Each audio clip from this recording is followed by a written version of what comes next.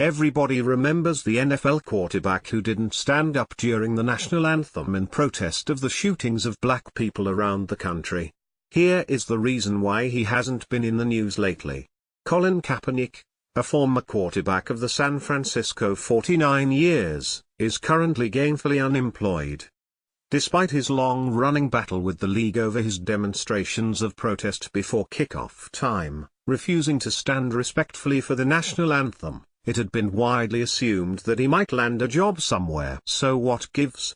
At the Washington Post, Kevin B. Blackiston assures us that the league has secretly decided to blackball Kaepernick because of his bold stand in support of social justice or something.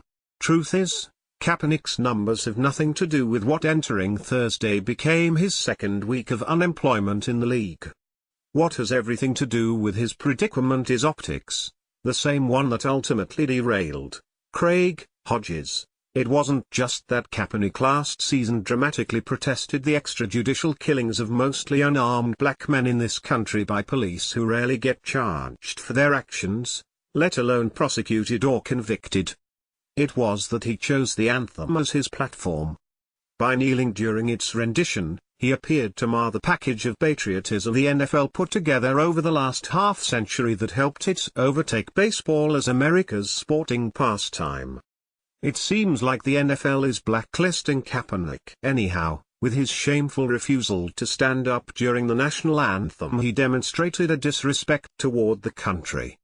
And what makes it worse is that he is below average in his performances as a quarterback. As quarterbacks go, his more recent performance was somewhere between dismal and mediocre. He had a less than 60% completion rate and was in the bottom third of the league for yards per pass. His passer rating was easily 30 points below the guys who made it to the final dance. But even for all that, he wasn't that bad. Even the bottom quarter of ranked NFL passers are still light years ahead of the hundreds of hopefuls coming out of college every year. So at least one part of Blackiston's theory is true. His antics definitely affected the outcome, but that's because we're talking about a sliding scale here.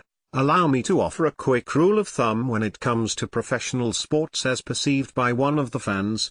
The amount of embarrassment your team is willing to put up with is directly proportional to your measured value in terms of how likely you are to get them into the Super Bowl.